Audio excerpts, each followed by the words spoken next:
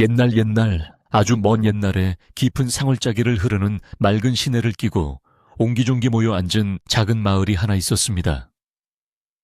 이 마을 어귀에는 으리으리한 기와집이 한 채 솟아 있었는데 담장이 어찌나 높고 견고한지 밖에서는 안을 들여다볼 엄두조차 내지 못할 정도였고 대문은 성문처럼 굳게 닫혀 있어 마을 사람들은 그저 그 집 앞을 지날 때마다 옷깃을 여미고 발소리를 죽이곤 했습니다. 그곳은 마을의 토지를 반이나 소유한 최부자의 집이었는데 곳간에는 쌀이 썩어나갈 정도로 재물이 넘쳐났지만 정작 집 안에서는 사람의 온기보다는 찬바람이 쌩쌩 부는 듯한 서늘함만이 감돌고 있었으니 이는 아마도 그 집 주인인 최 대감의 깐깐하고 독한 성품 탓이었을 것입니다.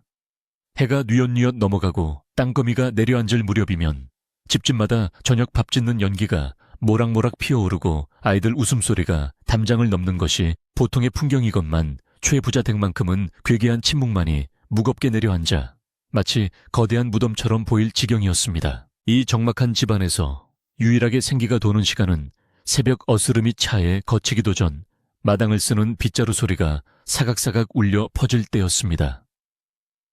그 소리의 주인공은 바우라고 불리는 벙어리 머슴이었는데 그는 태어날 때부터 말을 하지 못해 입을 꾹 다문 채 그저 몸으로 모든 것을 말하는 사내였습니다.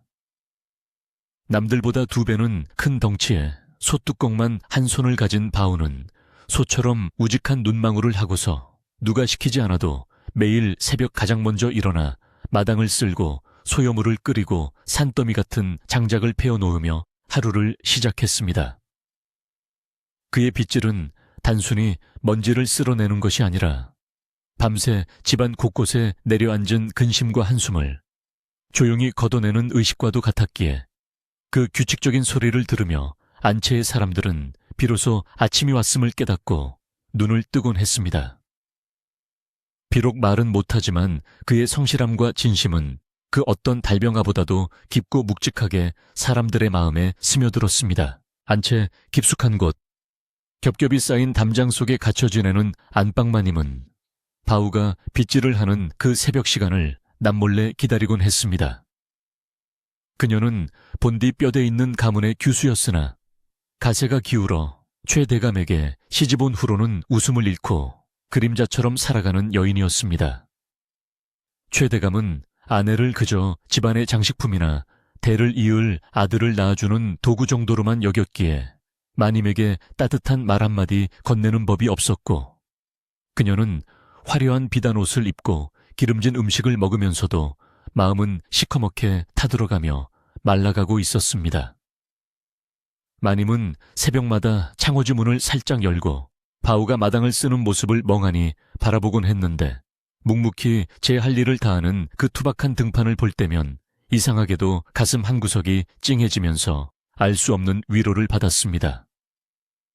아무 말 없이 흙을 밟고 서 있는 바우의 모습에서 그녀는 이 숨막히는 집안에서 유일하게 진실된 생명력을 느꼈기 때문일 것입니다. 이 집의 살림을 도맡아 하는 늙은 청지기인 저는 40년 넘게 최 부자 댁의 흥망성쇠를 지켜보며 살아왔기에 집안의 기운이 어떻게 흘러가는지 누구보다 잘 알고 있었습니다. 제가 보기에 바우와 마님 사이에는 눈에 보이지 않는 끈 같은 것이 이어져 있는 듯 했는데 그것은 남녀 간의 정욕이나 불순한 마음과는 거리가 먼 서로의 처지를 가여워하고 보듬어주는 깊은 연민과 동병상련의 마음이었습니다. 바우는 마당을 쓸다가도 마님이 기거하는 안채 쪽을 향해 잠시 빗자루를 멈추고 깊은 눈빛을 보내곤 했고 마님 역시 바우가 무거운 짐을 나르거나 땀을 뻘뻘 흘리며 일할 때면 한여를 식혀 시원한 냉수 한 그릇을 몰래 내보내며 그 노고를 위로하곤 했습니다. 두 사람 사이에는 단 한마디의 대화도 오가지 않았지만 스쳐 지나가는 바람결에 실린 눈빛만으로도 수천 마디의 말을 주고받는 듯 단 애틋함이 서려 있었으니 늙은 저의 눈에는 그 모습이 마치 바위 틈에 핀 위태로운 꽃을 묵묵히 지켜주는 바위처럼 보였습니다. 어느 해 가을 유난히 비가 잦고 바람이 거칠게 불어닥치더니 최 부자댁에도 심상치 않은 기운이 감돌기 시작했습니다. 흉년이 들 조짐이 보이자 최 대감의 성정은 날이 갈수록 포악해져서 소장농들을 닥달하는 것도 모자라 집안 하인들에게도 사소한 트집을 잡아 매질을 하거나 고함을 치는 일이 다반사였습니다. 특히 대감은 덩치가 크고 힘이 좋은 바우를 눈에 거슬려 했는데 이는 바우가 자신의 부당한 지시에도 묵묵부답으로 일관하며 굴종하는 기색을 보이지 않았기 때문이었습니다. 어느 날 대감은 바우가 마당을 제대로 쓸지 않았다며 몽둥이를 들고 나와 그 건장한 등을 사정없이 내려쳤는데 바우는 신음소리 하나 내지 않고 그 매를 다 받아내면서도 흔들림 없이 서 있었습니다. 그 모습을 먼발치에서 지켜보던 마님은 차마 소리내어 울지 못하고 입술을 깨물며 하얗게 질린 얼굴로 돌아섰는데 그때 흘러내린 눈물 한 방울이 마당의 흙먼지 위로 툭 하고 떨어지는 것을 저는 똑똑히 보았습니다. 그날 밤 바우는 상처 입은 몸을 이끌고 행랑채 구석에 웅크리고 앉아 달을 올려다보고 있었고 저는 안쓰러운 마음에 몰래 챙겨둔 고약과 주먹밥을 들고 그를 찾았습니다. 제가 건넨 주먹밥을 받아든 바우의 손은 거칠기 짝이 없었지만 저를 바라보는 눈빛만은 맑고 깊어서 마치 산속의 깊은 샘물을 들여다보는 것 같았습니다. 제가 이 미련한 놈아 아프면 아프다고 소리라도 지르지 그랬느냐라고 타박을 주자 바우는 빙그레 웃으며 가슴을 툭툭 칠 뿐이었습니다.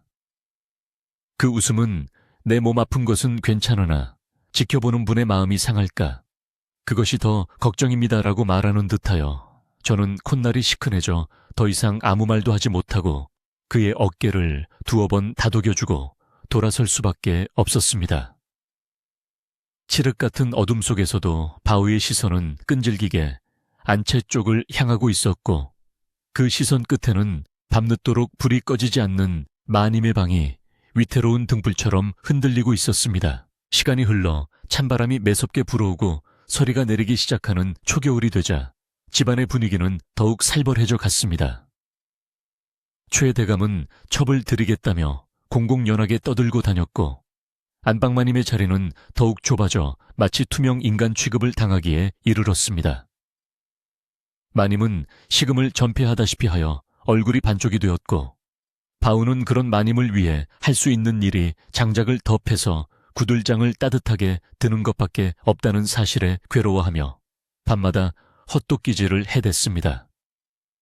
장작패는 소리가 쿵쿵하고 밤공기를 가를 때마다 그것이 마치 바우가 자신의 가슴을 치는 소리처럼 들려 행랑가범과 저는 잠을 설치곤 했습니다.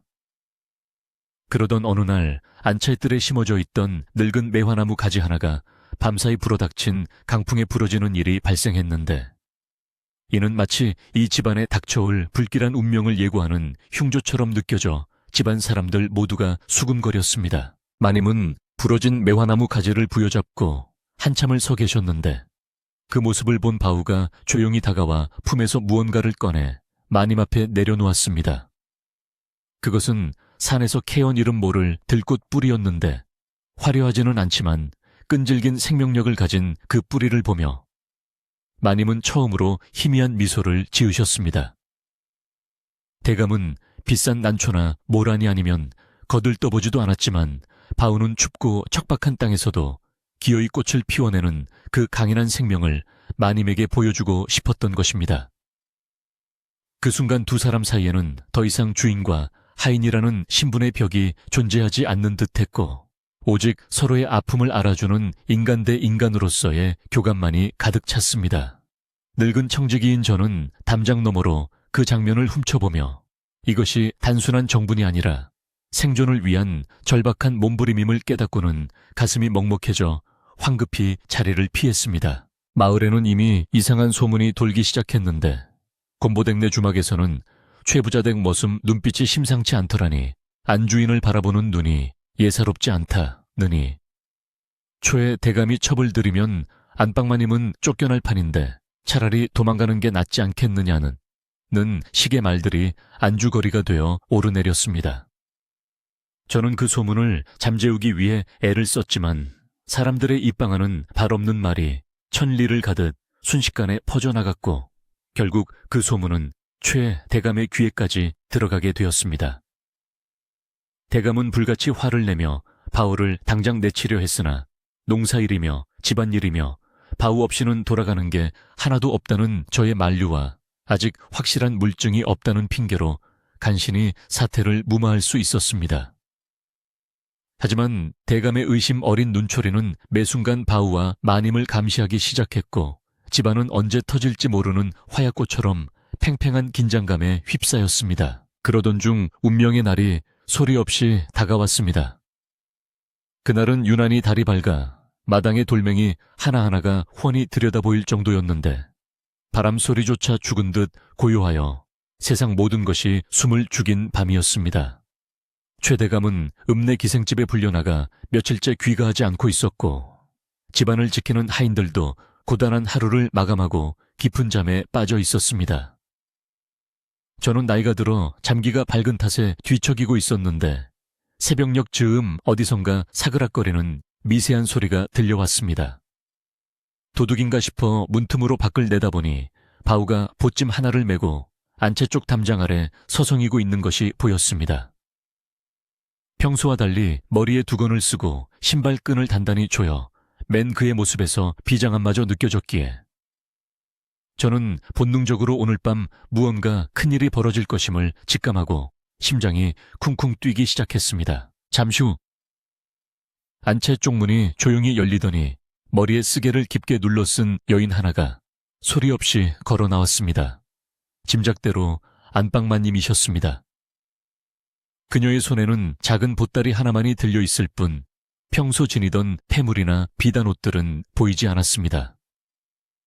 마님은 잠시 멈춰 서서 자신이 평생을 갇혀 살았던 그러나 한편으로는 자신의 청춘을 다 바친 그 기와집을 한번 휘이 둘러보았습니다. 그 눈빛에는 미련인지 원망인지 모를 복잡한 감정이 서려 있었지만 바우가 다가와 묵직한 손을 내밀자 마님은 주저없이 그 투박한 손을 잡았습니다. 두 사람은 서로의 눈을 한번 마주보고는 고개를 끄덕였고 그 짧은 눈빛 교환 속에 이제 우리는 돌이킬 수 없는 강을 건너는 것이다 라는 결연한 의지가 담겨 있음을 저는 알 수 있었습니다.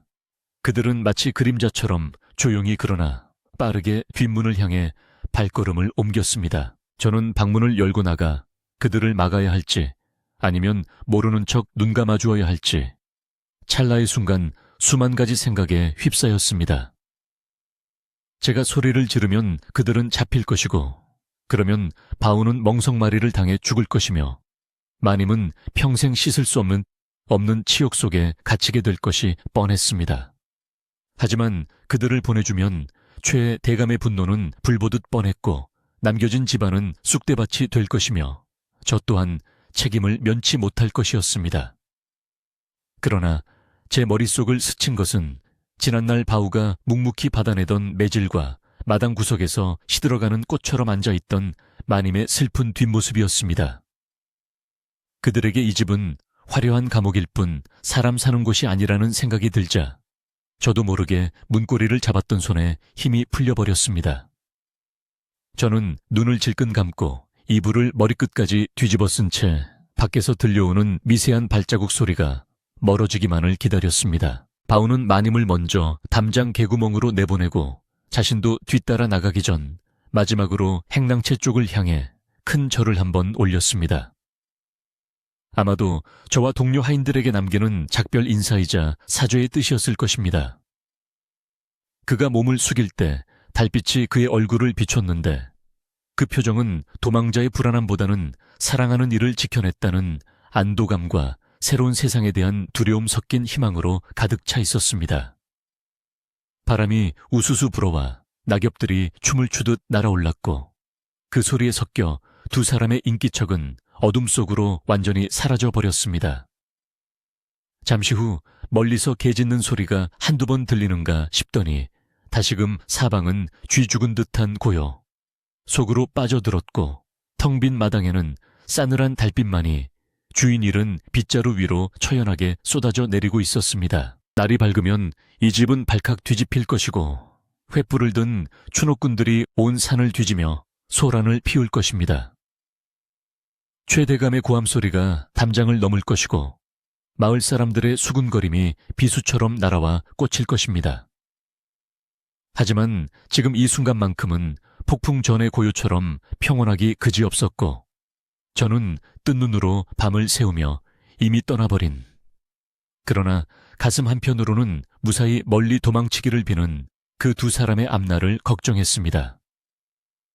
안방에는 마님이 남겨둔 편지 한 장이 놓여 있을지 아니면 그저 빈자리만이 덩그러니 남아있을지 알 수 없었지만 분명한 것은 오늘 밤을 기점으로 이 거대한 최부자 댁의 운명이 송두리째 뒤바뀌게 될 것이라는 사실이었습니다.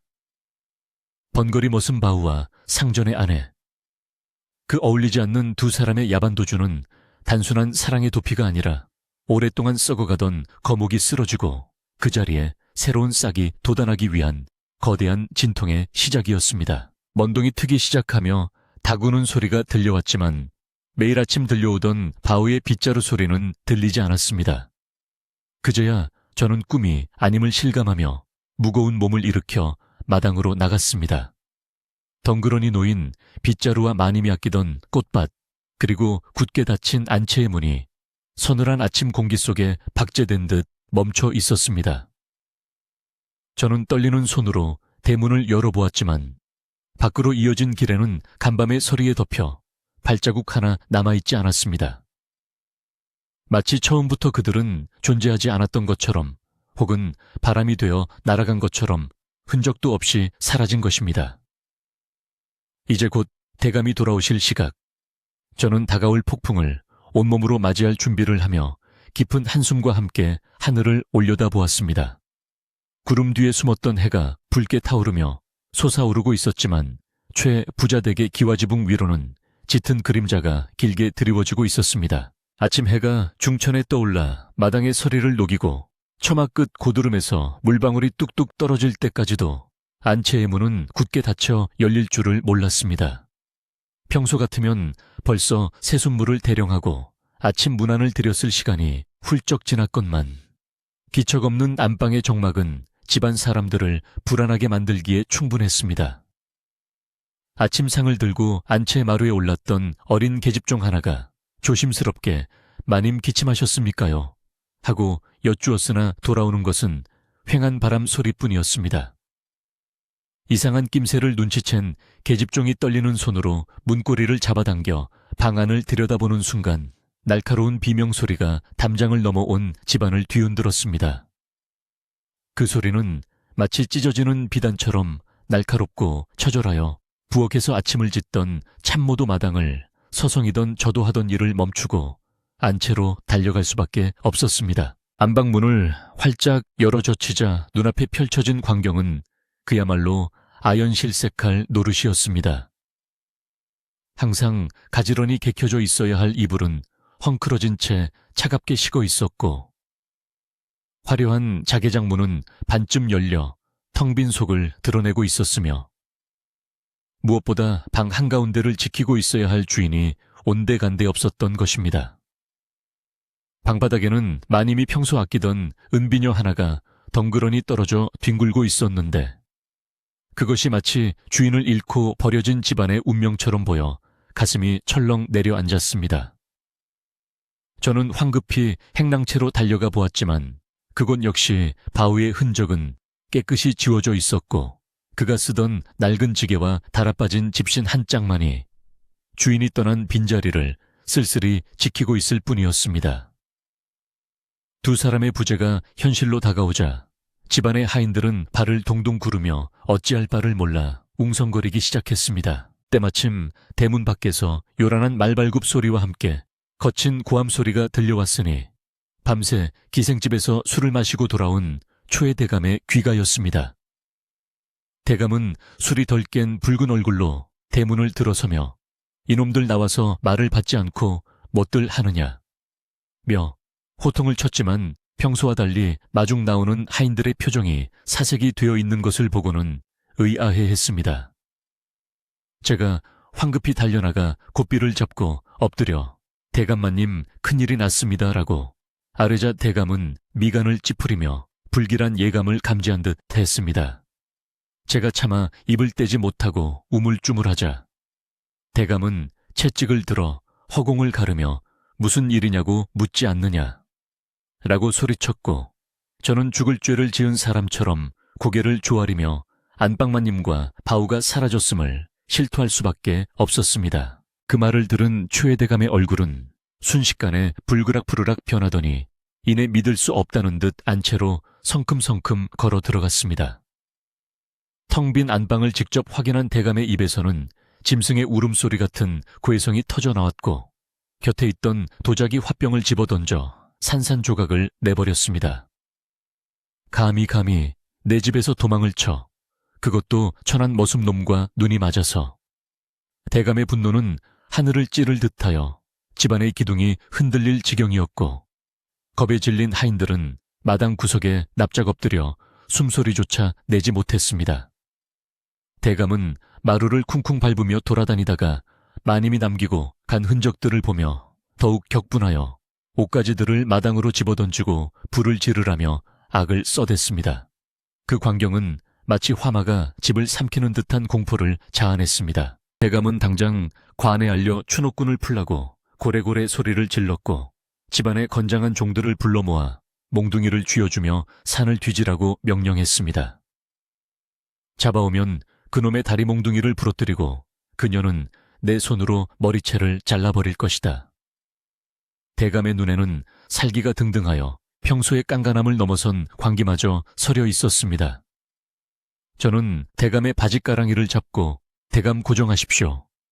관에 알리면 집안 망신이 온 천하에 퍼질 것입니다. 조용히 사람을 풀어 찾는 것이 좋겠습니다라고 간곡히 말렸지만 이미 이성을 잃은 대감의 귀에는 아무것도 들리지 않았습니다. 대감은 저를 발로 걷어차며 내 놈도 한패가 아니냐, 감시를 어떻게 했길래 둘이 도망가는 것도 몰랐단 말이냐 라며 화풀이를 해댔습니다. 집안이 쑥대밭이 되고 고함 소리가 난무하는 가운데 사랑채 구석방에서 자고 있던 어린 도련님이 소란에 놀라 밖으로 나왔습니다. 이제 갓 10살이 된 도련님은 잠옷 차림으로 눈을 비비며 어머니 박서방 하고 불렀지만 돌아오는 것은 아버지의 살기, 어린 고함과 깨진 도자기, 파편들이 널린 험악한 마당 풍경뿐이었습니다. 도련님은 영문을 몰라 두려움에 떨며 울음을 터뜨렸고 저는 아픈 몸을 일으켜 도련님을 끌어안고 뒤쪽으로 황급히 물러섰습니다. 도련님, 보지 마십시오. 아무 일도 아닙니다. 잠시 방에 들어가 계십시오. 저는 도련님의 눈과 귀를 막아주려 애썼지만 아이는 이미 어머니의 부재와 집안의 붕괴를 본능적으로 감지하고 와들와들 떨고 있었습니다. 마을에는 삽시간에 소문이 퍼져나갔는데 우물가에 모인 아낙네들은 곰보댁을 중심으로 모여 입방가를 찢느라 여념이 없었습니다. 그럴 줄 알았다니까. 최 부자가 첩질을 해대니 점잖은 마님인들 별 수 있겠어. 그래도 그렇지 번거리 머슴이랑 야반도주라니 양반 체면에 똥칠을 해도 유분수지. 사람들의 말은 꼬리에 꼬리를 물고 부풀려져 어떤 이는 바우가 금송아지를 훔쳐 달아났다고도 하고 어떤 이는 마님이 뱃속에 바우의 아이를 가졌다고도 떠들어댔습니다. 대문 앞을 지나는 사람들은 혀를 차며 손가락질을 해댔고 한때 마을의 자랑이자 두려움의 대상이었던 최 부자 댁은 순식간에 조롱거리가 되어버렸습니다. 저는 대문을 걸어 잠그고 외부와의 출입을 통제하려 했으나 담장 너머로 들려오는 비웃음 소리까지 막을 수는 없었습니다. 오후가 되자 험상궂게 생긴 추노꾼들이 들이닥쳐 마당을 휘젓고 다녔습니다. 그들은 대감에게서 두둑한 돈을 받아 챙기며 걱정 마십시오. 냄새 잘 맡는 사냥개들을 풀었으니 사흘 안에 잡아다 대감 앞에 무릎 꿇리겠습니다. 라고 호언장담했습니다.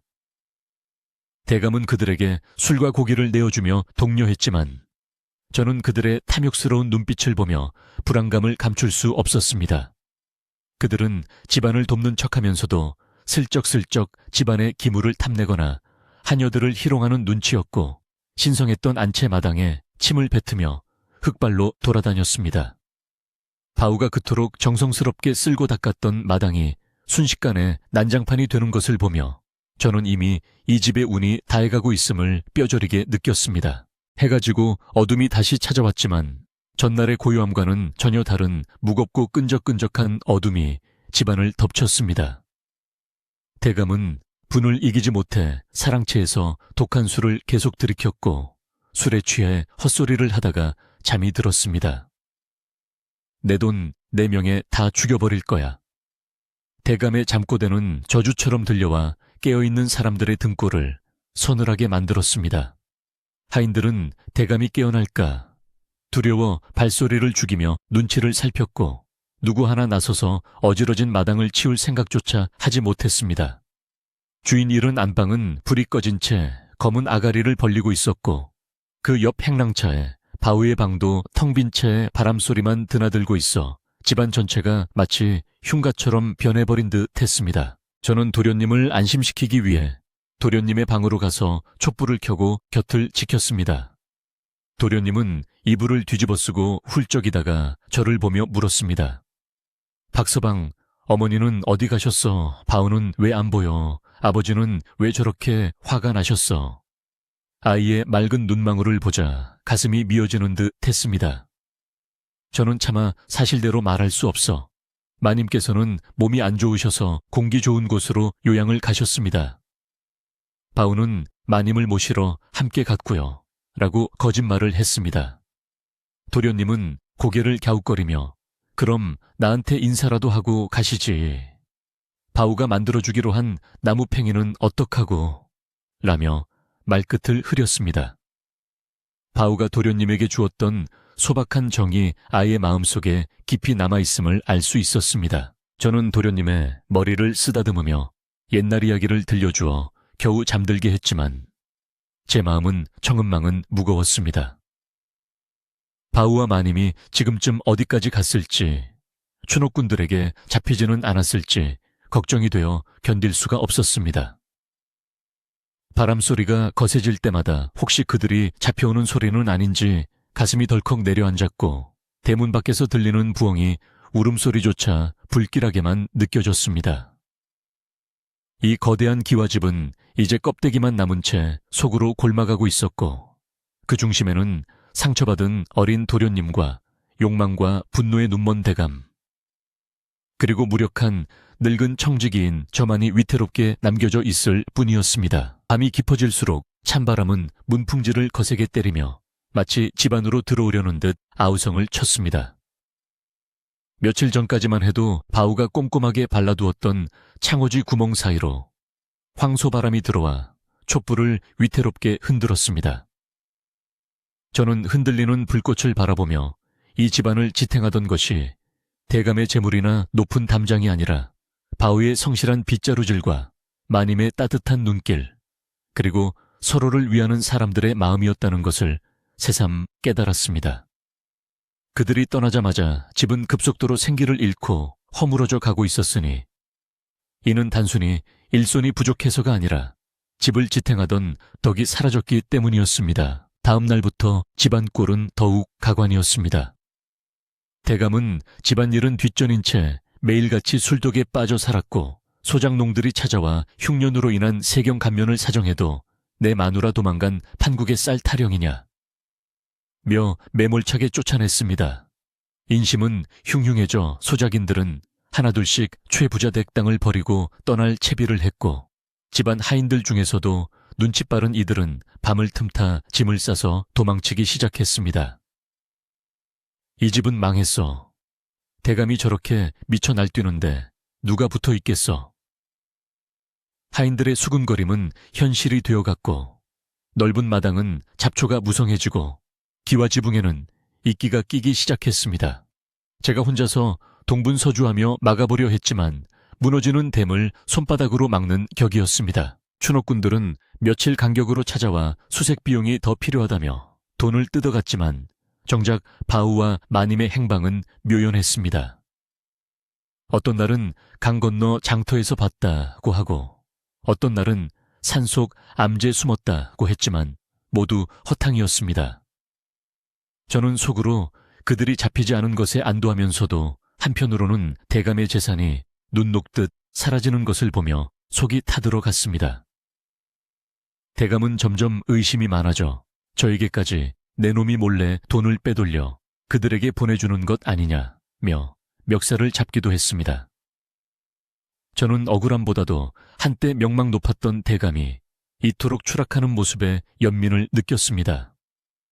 그는 재물과 권위를 가졌으나 사람을 믿는 법을 몰랐기에 결국 모든 것을 잃고 고립되어 가고 있었습니다. 어느 날 새벽 잠 못 이루고 뒤척이다 밖으로 나온 저는 마당 한 구석에 쭈그리고 앉아있는 도련님을 발견했습니다.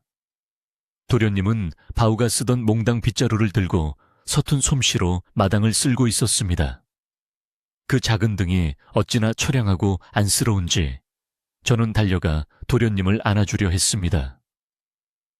하지만 도련님은 저를 보며 씩씩하게 웃어 보였습니다. 박서방 바우가 없으니까 내가 해야지. 어머니가 돌아오셨을 때 집이 더러우면 싫어하실 거야. 아이의 순수한 효심과 기다림에 저는 왈칵 눈물을 쏟고 말았습니다. 이 아이야말로 이 무너져가는 집안의 유일한 희망이자 불씨였습니다.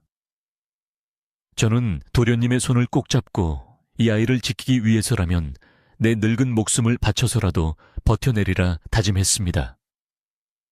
그렇게 차가운 바람이 부는 마당에서 우리는 서로의 천에 의지하며 다가올 혹독한 겨울을 예감하고 있었습니다. 겨울바람이 기어이 문풍지를 찢어 발기고 방 안까지 들이닥치던 어느 날 밤 최 부자댁의 운명은 마치 벼랑 끝에 선 등불처럼 위태로웠습니다. 고가는 이미 바닥을 드러낸 지 오래였고 쌀독을 긁는 소리가 쥐들이 갈짝거리는 소리보다 더 처량하게 들려왔습니다.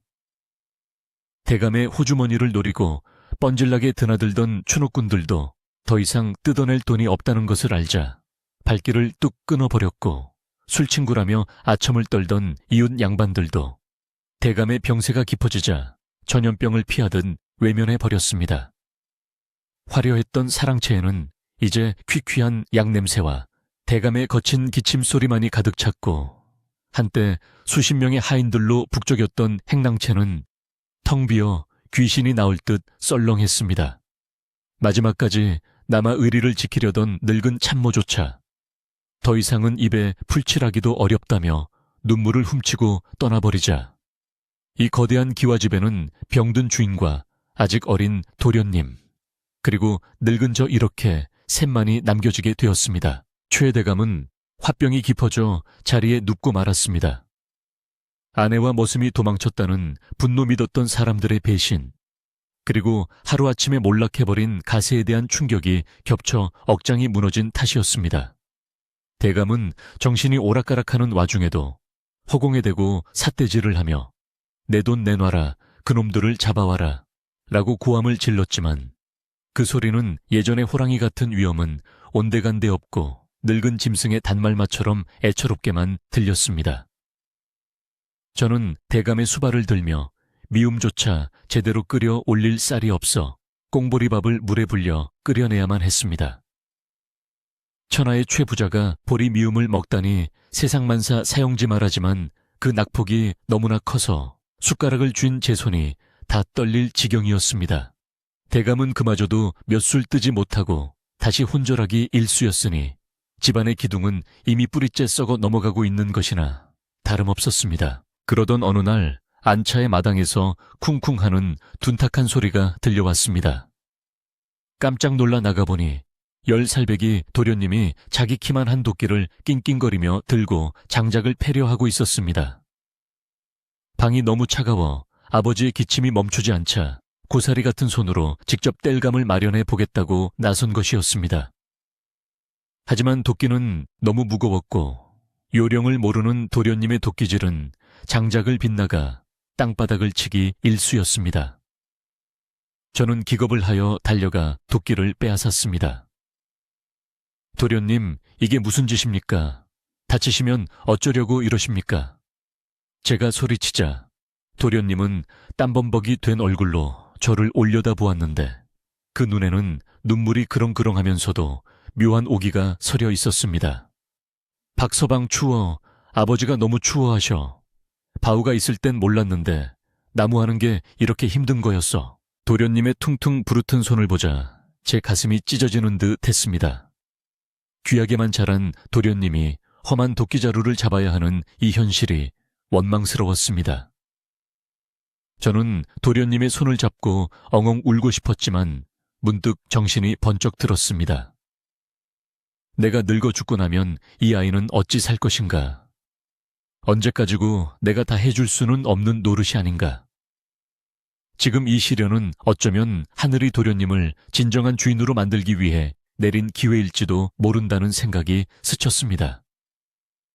저는 눈물을 삼키고 마음을 독하게 먹었습니다. 그리고 도련님에게 도끼를 뺏는 대신 다시 쥐어주며 말했습니다. 도련님, 도끼질은 힘으로 하는 것이 아닙니다. 나무의 결을 보셔야 합니다. 바우 녀석이 장작을 팰 때 무작정 내려치던가요? 아닙니다. 나무가 쪼개지길 원하는 길을 찾아 그곳을 톡 건드린 것입니다. 저는 바우가 했던 방식을 떠올리며 도련님에게 하나하나 가르치기 시작했습니다. 다리를 어깨너비로 벌리고 허리에 힘을 주고 도끼의 무게를 이용해 툭 떨어뜨리는 법을 일러주었습니다. 도련님은 처음에는 비틀거리고 손바닥에 물집이 잡혀 울상을 지었지만 어머니가 돌아오셨을 때 따뜻한 방을 내어드려야 하지 않겠습니까? 라는 저의 말에 입술을 앙다물고 다시 도끼를 들어 올렸습니다. 며칠이 지나자 도련님의 도끼질에도 제법 요령이 생겨 짝 하고 경쾌하게 장작 쪼개지는 소리가 나기 시작했습니다. 그 소리는 예전 바우가 낼 때처럼 묵직하지는 않았지만 맑고 청가하여 마치 이 죽어가는 집안에 다시 심장이 뛰는 소리처럼 들렸습니다. 겨울이 지나고 봄 기운이 돌기 시작했지만 최부자 댁의 곳간은 여전히 텅 비어 있었습니다. 씨앗을 살 돈조차 없었습니다. 마을 사람들은 최부자 댁은 이제 끝났다. 저 집 땅은 곧 남의 손에 넘어갈 거다라며 혀를 찼습니다. 그때 도련님이 안차에 뒤뜰 바우가 기거하던 행랑채 마루 밑을 뒤지기 시작했습니다. 바우는 꼼꼼한 사람이었어. 분명히 뭔가를 남겨뒀을 거야. 도련님의 말대로 썩은 마루장을 뜯어내자 그 안에는 지프로 꼼꼼하게 싼 꾸러미가 나왔습니다. 그것은 훔쳐간 재물이 아니라 바우가 틈틈이 모아둔 가장 좋은 벽씨와 채소 씨앗들이었습니다. 바우는 혹시 모를 흉년에 대비해 주인 몰래 종자 씨앗을 갈무리해 두었던 것입니다. 도련님과 저는 그 씨앗 꾸러미를 부둥켜 안고 한참을 말없이 앉아 있었습니다. 말 못하는 머슴이 남기고 간 이 작은 씨앗들이 황금보다 더 귀하고 무겁게 느껴졌습니다. 도련님은 비단옷을 벗어던지고 바우가 입던 낡은 무명옷을 줄여 입었습니다. 그리고 호미를 들고 텃밭으로 나갔습니다. 처음에는 흙을 만지는 것조차 어색해하던 도련님이었지만 씨앗을 뿌리고 물을 주며 하루 종일 밭에서 살다시피 했습니다. 마을 사람들이 담장 너머로 힐끔거리며 양반집 자식이 흙장난을 하네 라고 비웃었지만 도련님은 아랑곳하지 않았습니다. 저는 늙은 몸을 이끌고 도련님 곁에서 걸음을 나르며 거들었습니다. 도련님은 땀을 뻘뻘 흘리며 물었습니다. 박서방 바우는 왜 아무 말도 안 했을까? 억울한 일을 당해도 힘든 일을 해도 왜 한마디도 안 했을까? 저는 잠시 일손을 멈추고 대답했습니다. 말이란 것은 때로 칼이 되어 남을 찌르기도 하고 허공에 흩어져 부질없기도 합니다. 바우는 말 대신 땀과 정성으로 보여준 것입니다. 진짜 마음은 혀끝이 아니라 손끝에서 나오는 법이니까요. 그 말을 들은 도련님은 고개를 끄덕이며 흙 묻은 손으로 이마에 땀을 닦았습니다. 그 모습이 어찌나 의젓해 보이는지 예전에 철부지 도련님은 온데간데 없고 어느새 작은 가장의 태가 나기 시작했습니다. 최 대감은 여전히 병석에 누워 헛소리를 했지만 도련님은 아버지를 원망하지 않고 묵묵히 미움을 끓여 날랐습니다. 아버지가 저렇게 되신 건 욕심 때문이야. 난 욕심 대신 땀을 믿을 거야. 도련님의 말은 뼈저린 깨달음에서 나온 것이었습니다. 우리는 안채 마당을 텃밭으로 일구어 상추와 배추를 심었고 뒷산에 올라가 나무를 캐어 시장에 내다 팔았습니다. 양반 체면에 장사라니. 조상님들이 무덤에서 벌떡 일어날 일이었지만 도련님은 굶어 죽는 것보다 떳떳하게 벌어먹는 게 낫다며 부끄러워하지 않았습니다. 어느 날 읍내 장터에 나무를 팔러 나갔던 도련님이 해질녘이 되어 돌아왔습니다. 빈지게에는 쌀 한 되와 고등어 한 손이 들려 있었습니다. 도련님의 얼굴은 햇볕에 그을려 까무잡잡해졌지만 눈빛만은 별처럼 초롱초롱 빛나고 있었습니다. 박서방 오늘 장터에서 곰보댁을 만났어. 나를 보더니 깜짝 놀라더라. 그러더니 팔다 남은 두부를 덤으로 주시지 뭐야. 예전에는 우리 집 욕만 하던 분인데. 도련님은 신이 나서 이야기했습니다. 사람들이 변한 것이 아니라 도련님이 변하니 세상을 대하는 사람들의 눈빛도 변한 것이었습니다. 우리는 그날 밤 오랜만에 쌀밥을 짓고 고등어를 구워 대감의 상에 올렸습니다.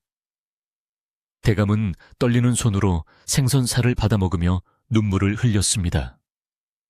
비록 정신은 온전치 못했지만 아들의 정성 어린 땀방울이 담긴 음식 맛을 알아본 것인지도 모릅니다. 계절이 바뀌어 여름이 되자 집안 곳곳은 다시 생기를 되찾기 시작했습니다. 비록 화려한 비단이나 골동품은 다 팔아치워 횡했지만 마당에는 푸릇푸릇한 채소들이 자라났고 깨진 기와 틈에는 이름 모를 들꽃들이 피어났습니다. 도련님은 이제 마을 어른들을 만나면 먼저 허리를 숙여 인사했고 마을 사람들도 더 이상 도련님을 망한 집 자식이라 부르지 않고 서방네 똘똘한 아들이라 부르기 시작했습니다. 어느 날 저녁 마루에 앉아 밤하늘을 올려다보던 도련님이 조용히 입을 열었습니다. 박서방, 나 이제 알 것 같아. 어머니가 왜 떠나셨는지. 저는 도련님을 바라보았습니다. 어머니가 계셨다면 아버지는 끝까지 변하지 않으셨을 거야. 그리고 나도 평생 손에 물 한 방울 안 묻히고 껍데기만 양반인 채로 살았겠지. 어머니는 나를 살리려고 우리 집의 나쁜 기운을 다 안고 떠나신 거야. 도련님의 그 말에 저는 가슴이 먹먹해져 아무 말도 할 수 없었습니다. 어린 줄만 알았던 도련님이 어느새 이토록 깊은 속을 가지게 되었구나 싶어 대견하기도 하고 안쓰럽기도 했습니다. 바우와 마님이 떠난 것은 단순한 도피가 아니라 썩은 살을 도려내는 아픈 수술과도 같은 것이었습니다. 그들이 떠남으로써 대감의 탐욕은 멈췄고 도련님은 홀로 서는 법을 배웠으며 집안은 비로소 허영을 벗고 진실한 땀의 가치를 알게 된 것입니다. 그것은 엄청난 대가를 치른 수업이었지만 그 덕분에 최부자 댁은 완전히 무너져 내리는 대신 새살이 돋아날 수 있었습니다. 그러던 중 병석에 누워있던 최대감이 위독하다는 소식이 전해졌습니다. 마지막 순간 대감은 도련님의 손을 꼭 잡고 흐릿한 눈으로 천장을 응시했습니다. 입술이 달싹거리며 무언가 말을 하려 했지만 소리가 되어 나오지는 않았습니다. 도련님은 귀를 가까이 대고 아버지 말씀하세요 라고 했지만 대감은 그저 아들의 거칠어진 손을 어루만질 뿐이었습니다. 그 거친 손바닥에서 대감은 자신이 평생 동안 잊고 살았던 그리고 끝내 잃어버렸던 삶의 진정한 무게를 느꼈을지도 모릅니다. 대감은 마지막으로 긴 숨을 내쉬며 눈을 감았고 그 얼굴은 고통보다는 묘한 평안함이 깃들어 있었습니다. 한 시대를 풍미했던 욕망의 화신은 그렇게 초라하지만 조용하게 생을 마감했습니다. 장례는 조촐하게 치러졌습니다. 예전처럼 뻑적지근한 만장행렬도 곡소리 나는 조문객들도 없었지만 도련님은 상주로서 의연하게 자리를 지켰습니다. 마을 사람들은 십시일반으로 음식을 가져와 도련님을 위로했고 진심으로 고개 숙여 대감의 명복을 빌어주었습니다. 거칠애가 사라진 자리에 진짜 이웃의 정이 채워진 것입니다. 장례가 끝나고 사무제를 지내고 돌아오는 길 도련님은 상복을 입은 채 밭에 나가 잡초를 뽑았습니다. 아버지는 가셨지만 산 사람은 살아야지. 그리고 언젠가 어머니가 돌아오시면 쉴 곳은 마련해 둬야 하니까. 도련님의 등 뒤로 붉은 노을이 깔리고 있었고 그 모습은 마치 든든한 가장이 되어 집을 지키는 늙은 소처럼 우직해 보였습니다. 이제 이 집의 주인은 명실공히 도련님이 되었습니다. 도련님은 더 이상 과거의 영화를 그리워하지 않았습니다. 대신 새벽마다 바우가 그랬던 것처럼 일찍 일어나 마당을 쓸고 빗자루 소리로 하루를 시작했습니다. 사각사각. 그 소리는 예전보다 조금 서툴지 몰라도 그 안에 담긴 마음만은 바우의 그것과 꼭 닮아 있었습니다. 저는 그 소리를 들으며 비로소 안도의 한숨을 내쉴 수 있었습니다. 집안의 운명은 뒤바뀌었지만 그것은 몰락이 아니라 새로운 시작이었습니다. 비바람이 몰아친 뒤에 땅이 더 굳어지듯 최부자 댁 안이 이제는 최서방네 집은 비로소 단단한 뿌리를 내리고 있었던 것입니다. 밤이 깊어지자 도련님은 안채 마루에 앉아 달을 올려다보았습니다. 저 달은 첩첩산 중 어딘가에 있을 어머니와 바우에게도 똑같이 비치고 있을 것입니다.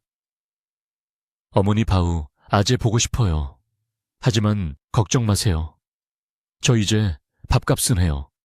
이 집 제가 잘 지키고 있을게요. 도련님의 독배기 바람에 실려 밤하늘로 흩어졌습니다. 저는 먼 발치에서 그 모습을 지키며 언젠가 불어올 따뜻한 바람에 실려올 반가운 소식을 기다려보기로 했습니다.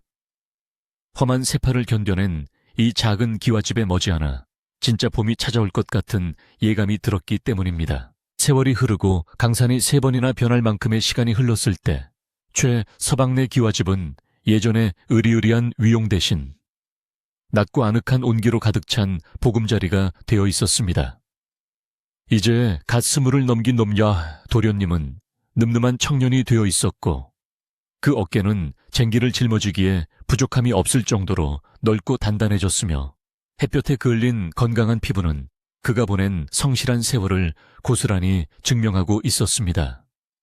예전에는 하인들이 해주던 일을 이제는 청년이 된 도련님이 직접 도맡아 하며 동네 사람들의 굳은 일을 앞장서서 도와주니 마을에서 그를 모르는 이가 없었고 모두가 그를 진심으로 존경하며 따랐습니다. 집안의 풍경 또한 많이 바뀌었는데 높기만 했던 담장은 사람의 눈높이에 맞춰 낮아졌고 그 자리를 따라 노란 개나리와 붉은 장미가 계절마다 흐드러지게 피어오가는 이들의 마음을 환하게 밝혀주었습니다. 안채마당은 더 이상 비어있지 않고 탐스러운 밭과 배추무가 가득한 풍요로운 텃밭으로 변모했으며 툇마루에는 늘 늙은 청지기인 저와 청년이 된 도련님이 마주 앉아 소박한 저녁상을 나누며 정겨운 대화를 이어갔습니다. 재물은 예전만 못했으나 사람 사는 냄새가 담장을 넘어 마을 끝까지 퍼져나가니 이 집은 비로소 진정한 주인을 만나 생기를 되찾은 셈이었으며 동네 사람들은 그 집을 보며 덕을 쌓는 법을 배웠습니다. 어느 눈부시게 맑은 가을, 날 오후 먼 곳에서 소식을 전하러 다니는 박물장수 하나가 마을 어귀에 나타나 최서방네 집 대문을 두드렸습니다. 그는 땀을 뻘뻘 흘리며 저에게 시원한 물 한 사발을 청하더니 괴나리 보찜을 풀며 흥미로운 이야기 한 토막을 꺼내놓기 시작했습니다. 이복의 어르신, 제가 저 멀리 함경도 깊은 상월 마을을 지나다 참으로 기이하고도 아름다운 광경을 보았지 뭡니까? 그곳에는 말 한마디 못하는 벙어리 남편과 꽃처럼 고운 아내가 오순도순 사는 작은 오두막이 하나 있는데 그들의 눈빛이 어찌나 맑고 깊은지 보는 사람까지 마음이 정화되더군요 하며 웃음을 지었습니다. 박물장수의 이야기에 저는 쥐고 있던 빗자루를 떨어뜨릴 뻔할 정도로 가슴이 뛰었지만 겉으로는 덤덤한 척하며 그들의 생김새를 자세히 물었습니다. 남자는 덩치가 소만하고 손이 소뚜껑 같은데 인상이 선하고 여인은 양반가 규수처럼 고운 자태에 눈매가 깊지 않던가요? 하고 제가 묻자 박물장수는 무릎을 탁 치며 맞장구를 쳤습니다. 아니, 어르신이 그걸 어찌 아십니까? 딱 그렇습니다. 그 남자는 말은 못해도 온 산의 약초를 훤히 꿰뚫어 마을 사람들의 병을 고쳐주고 부인은 아이들에게 글을 가르치며 존경을 받고 있습디다. 그들 곁에는 부모를 쏙 빼닮은 귀여운 아이도 하나 있더군요. 하며 신기해했습니다. 마당 한구석에서 장작을 패던 도련님도 어느새 다가와 박물장수의 이야기를 귀 기울여 듣고 있었는데 그 눈가에는 어느새 이슬 같은 눈물이 맺혀 가을 햇살 아래 반짝이고 있었습니다. 박물장수가 떠난 뒤 도련님은 한참 동안 먼 산을 바라보며 말없이 서 있더니 제 손을 꼭 잡으며 환하게 웃어 보였습니다. 박서방 들었지? 어머니랑 바우 아재가 행복하게 잘 살고 계신데 우리 집에서 도망친 게 아니라 진짜 자기들의 삶을 찾아가신 거야. 그분들이 행복하다면 나는 더 바랄 게 없어. 아니, 오히려 고마워. 나에게도 이렇게 스스로 일어서는 법을 가르쳐 주셨으니까 말이야 하고 속삭였습니다. 도련님의 얼굴에는 원망이나 슬픔 대신 깊은 평온함과 안도감이 깃들어 있었고 그 모습이 어찌나 성숙해 보이는지 저는 가슴이 뭉클해져 고개를 숙일 수밖에 없었습니다. 과거의 비극으로 기억될 뻔했던 야반도주 사건이 이제는 가문의 운명을 뒤바꾸어 놓은 축복의 순간으로 다시 쓰이고 있었던 것입니다. 만약 그때 그들이 떠나지 않았더라면 대감의 탐욕은 멈추지 않았을 것이며 도련님 또한 무능한 양반의 굴레에서 벗어나지 못했을 것입니다. 뒤바뀐 가문의 운명은 비록 재산은 잃었을지언정 진정한 인간의 존엄과 노동의 가치 그리고 가족의 의미를 되찾아준 셈이라 믿었습니다. 그날 이후 도련님은 더욱 정성껏 집을 가꾸고 농사일에 매진하며 마을의 가난한 아이들을 위해 사랑채를 내어주어 배움의 터전을 마련해 주었습니다. 마을 사람들은 최서방네는 머슴이 안주인을 데리고 도망간 집이 아니라 하늘이 보낸 인연이 가문을 살린 집이라며 칭송을 아끼지 않았습니다. 곰보댁도 이제는 비아냥거리는 대신 김치며 나무를 챙겨와 우리 집 마루에 슬그머니 놓고 갔고 텅 빈 집안에는 다시금 사람들의 웃음소리가 꽃향기처럼 번지기 시작했습니다. 뒤바뀐 운명의 소용돌이 속에서 살아남은 우리들은 잃어버린 것보다 얻은 것이 훨씬 많다는 사실을 매일 아침 뜨는 해를 보며 실감하곤 했습니다. 어느덧 세월은 또 흘러 저의 머리에도 서리가 하얗게 내려앉았지만 마음만큼은 그 어느 때보다 가볍고 평화로워 잠자리에 누울 때마다 깊은 단잠에 빠져들곤 합니다. 도련님은 장성하여 마음씨 고운 이웃 마을 처녀를 아내로 맞이했고 이제는 집안에 아이들의 제잘거리는 소리가 끊이지 않아 예전에 그 적막했던 시절은 마치 전생의 일처럼 멀게만 느껴집니다. 가끔 비가 내리는 밤이면 저는 바우가 깎아두었던 몽당 연필이나 도련님을 위해 만들었던 나무 팽이를 꺼내보며 그 옛날에 긴박했던 밤과 그 후의 치유의 과정들을 하나하나 추억하곤 하는데 가슴이 참으로 따뜻해집니다. 박서방 이 팽이는 바우 아재가 내게 준 마지막 선물이었어. 그때는 몰랐지만 이 팽이가 멈추지 않고 돌아가듯 우리 삶도 멈추지 말고 계속 나아가라는 뜻이었겠지 하며 도련님이 아이들을 앉혀놓고 들려주는 예시이야기 속에는 이제 바우와 어머니의 이야기가 자랑스러운 전설처럼 담겨 있었습니다. 아이들은 말없는 바우 할아버지를 영웅처럼 생각했고 멀리 있는 할머니를 그리워하며 착한 마음씨를 배워나갔습니다. 집안의 내력은 수치스러운 비밀이 아니라 시련을 딛고 일어선 강인한 가훈이 되어 대대손손 이어질 준비를 하고 있었으며 마을에 귀감이 되었습니다. 밤 공기가 서늘해지고 달빛이 유난히 밝은 오늘 같은 밤이면 저는 대문을 활짝 열어두고 저 먼 길 끝을 한참 동안 응시하곤 합니다. 혹시라도 바람에 실려 어머니와 바우의 소식이 들려오지 않을까, 혹은 그들이 노년에 이 소박한 집을 다시 찾아오지 않을까 하는 기분 좋은 상상을 하면서 말입니다. 설령 그들이 돌아오지 않는다 해도 괜찮습니다. 그들은 이미 우리들의 마음속에서 가장 밝고 따뜻한 등불로 타오르고 있으며 그들이 남긴 용기와 사랑의 씨앗이 이 집 마당 가득히 울창한 숲을 이루고 있기 때문입니다. 이제 이 집에는 슬픔보다 기쁨이 더 많이 머무는 자리가 되었습니다. 인생이란 참으로 묘하여 가장 불행해 보이던 순간이 가장 큰 행운의 시작이 되기도 하고 가장 소중한 것을 잃었을 때 비로소 진짜 자아를 발견하기도 하는 모양입니다. 최부자 댁의 높은 담장이 무너진 자리에는 이제 이웃과 나누는 정과 사랑이 넘쳐나고 번거리 머슴의 헌신적인 뒷모습은 우리 청년의 든든한 버팀목이 되어 주었습니다. 뒤바뀐 운명은 우리를 더 가난하게 만든 것이 아니라 더 풍요롭고 단단한 영혼을 가진 주인으로 거듭나게 해주었으니 이것이야말로 하늘이 내린 가장 공평하고도 아름다운 판결이 아니겠습니까 하며 저는 매일 밤 감사기도를 올리고 있습니다. 이제 긴 이야기를 마칠 시간이 다가왔습니다. 밤은 깊어지고 사방은 고요하며 처마 끝에 걸린 초승달이 잠자는 세상을 축복하듯 은은한 빛을 뿌려주고 있습니다.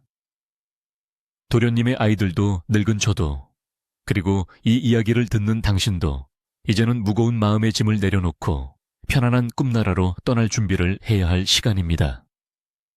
오늘 들려드린 이야기가 당신의 가슴 한구석에 작은 온기로 남아 혹시라도 닥칠 삶의 거친 파도를 이겨낼 수 있는 힘이 되기를 진심으로 바랍니다. 운명은 때로 우리를 시험하지만 결국 선한 의지를 가진 이들을 배신하지 않는 법이니까요.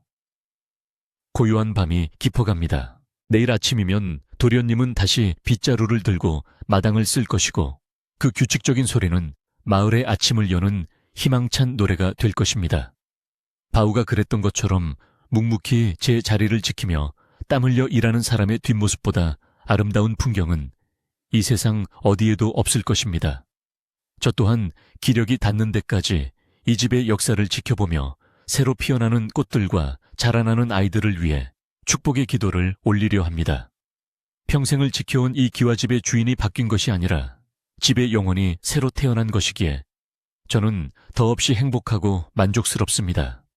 모두가 각자의 자리에서 빛나는 법을 배운 소중한 날들이었습니다. 먼 산 너머로 부엉이 울음소리가 아스라이 들려오고 방 안의 촛불도 이제 마지막 불꽃을 태우며 잦아들고 있습니다. 당신의 눈꺼풀도 이제 무겁게 내려앉아 평화로운 안식의 세계로 들어설 준비가 되셨으리라 믿습니다. 삶의 뒤바뀐 운명 앞에서 두려워하지 마십시오. 무너진 담장 뒤에는 반드시 새로운 꽃길이 열리고 떠난 사람의 빈자리에는 더 깊은 사랑이 채워질 것입니다. 바우와 마님이 찾았던 그 평온처럼 당신의 마음에도 고요하고 맑은 샘물이 솟아나 깊은 안식과 평화를 가져다 주기를 간절히 소원합니다. 이제 무거운 생각은 다 버리시고 꿈속으로 걸어가십시오. 마지막으로 청년이 된 도련님이 매일 밤 잠자리에 들기 전 하늘을 향해 읊조리던 인사를 건네며 저도 물러가겠습니다. 오늘 하루도 떳떳하게 땀 흘렸으니 이제 아무 걱정 없이 단잠을 자도 되겠구나. 저 달빛 아래 모두가 평안하기를 하며 미소 지었습니다. 이제 당신도 도련님의 그 따뜻한 마음을 품고 깊고 깊은 꿈의 숲으로 들어가십시오. 긴 밤 동안 당신을 괴롭히던 근심은 바우의 빗자루질 한 번에 다 씻겨 나갈 것이며 내일 아침 당신의 창가에는 마님이 아끼던 매화 향기보다 더 고운 희망이 찾아올 것입니다. 안녕히 주무십시오. 이만 불을 끄고 편안한 밤 되시길 빕니다.